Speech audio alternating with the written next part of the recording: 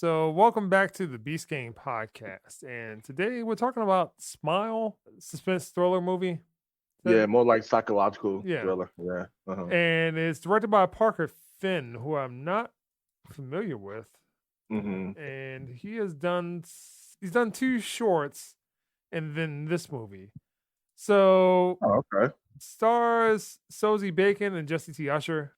The synopsis is after witnessing a bizarre traumatic incident involving a patient, Dr. Rose Cotter starts experiencing frightening occurrences that she can't explain. Rose must confront her troubling past in order to survive and escape her horrifying new reality. So, James, what the heck does that mean? All right. So one thing I will say about this movie is that it is probably 30 minutes too long. Yeah, it says it's an hour and 55 minutes. Yeah, it could have been an hour 20, hour 30, maybe. It was just too long. And it reminds me of two movies, and both of these movies I enjoyed thoroughly. I see this as It Follows and The Ring, the American version of The Ring. In the very beginning, the main character, she's a psychiatrist, and she is visited by a woman that says that she sees something. It's something that is a person either that they never met before in their lives or a person that they've known, like someone that's died or something. And they'll just have a conversation with them, something like that. It'll be all normal and everything. And this person would just do a smile, and just start saying some fucked up shit. Right. And the smile isn't like a smile, like a happy smile. It's like a menacing, The like, Joker smile or something? No?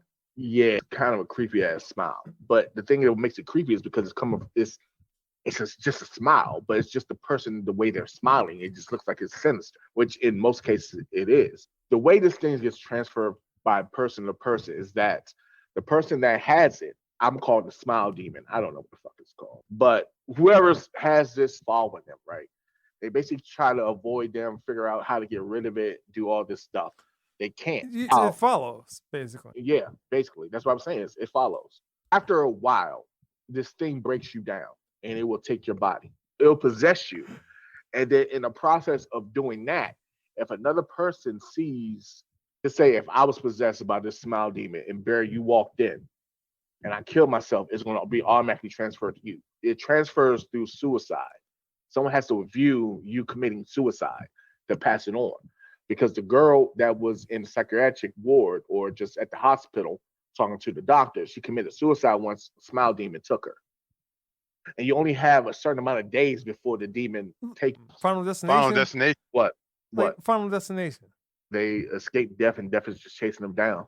This and you have a limited amount of time. You have like 4 days. The fourth day is when you're going to get possessed and commit suicide.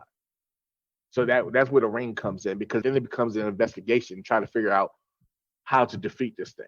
So it has the It Follows part, which is the entity itself, investigation part of it when they're trying to figure out how can I get rid of this thing is the ring. Now, there was one person that was able to get rid of it. He's locked up. He was in prison because the only way you can get rid of it is to kill someone mercilessly. Like you got to like make it a show. You got to fuck them up to appease the demon because this demon feeds on inner trauma. So that's why when you get the synopsis, it's talking about says something about her trauma or her past or something like that. So in her past, the psychiatrist witnessed her mother commit suicide. It was accidental suicide. Damn near OD'd.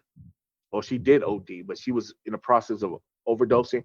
And she saw her mom, and her mom was like, called the cops. And she didn't do anything. She just sat there because she was scared of her mom because her mom was abusing her. So she held that guilt inside. So around the latter end of the movie, she figured out that she had to face her demons. She had to face her trauma. So she went back to her old house. And that's where all the shit went down. The demon was really fucking with her, all this, all that. She didn't really do anything. She thought she was going to do something, but the demon was basically playing with her mind throughout the whole time. So, you know what? It's another movie it reminds me of, too. And it's also a movie I like, Oculus. Instantly play mind games with you. You see something that's not really there, but you see something, you interact with it because you believe it's there, but it's not really there. So, in the end, let's just jump to the end. In the end, she ends up becoming possessed. And she passes the demon to her ex-boyfriend that was a cop that was helping her try to figure out what was going on. Piggybacks onto The Ring because the ex-husband was helping his wife, which was the reporter, to figure out to investigate the whole tape thing. And in the end, he ended up getting the curse because he watched the movie. So, like I said, it's a mixture of those three movies: The Ring, It Follows, and Oculus. Overall, I thought the movie was pretty good. It could have been cut down, like I said, 30 minutes. It would have been better. It would have been a better movie. The acting was pretty decent. The lead actress, what's her name? Sosa Bacon. That's Kevin Bacon's daughter, and Kara Sedgwick. I don't think I've seen her in anything recently. Because wasn't she on like a Fox show or something? That I'm not sure. Like I said, the movie was good, and it had some parts that was kind of creepy because like just the smile alone. So yeah, I mean that's it. I could give you a score right now. Just wrap this up. All right. So I'll give it a 7.5 because the movie would have been probably an 8 if it was 30 minutes shorter. I like the premise. I like the idea. And plus, like I said, it mixes three movies that I enjoy. I enjoyed Oculus, I enjoyed It Follows, and I definitely enjoyed The Ring, both versions. So overall, it's a good movie.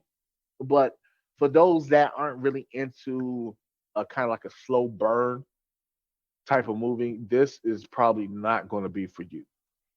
If you're looking for like a whole bunch of jump scares and gruesome shit, then this is not the movie for you. But if you're looking for something that's more psychological, more suspenseful, then this will probably be it. So I give it a 7.5. So looking at something like Kira Sedgwick is the chick Socia Bacon's mother. Yeah. All right. I mean, she looks like Kara Sedgwick, just with brown hair. All right. Yeah. So James gives the approval of Smile and Hellraiser. Well, Hellraiser, I gotta watch again. Wasn't that like a Phantasm movie? I could swear there was like one coming. A new one? No, I don't new think one? so. I don't think Shit, so. if it was a new one, I'm in for that. I mean, I'll check that out. I love the Phantasm series. There's always Phantasm 2 yeah. that was available. I never could find the first Phantasm. You don't have Shudder, so never mind. I It's do on not. there. Hmm. But yeah, I think all of them are on there.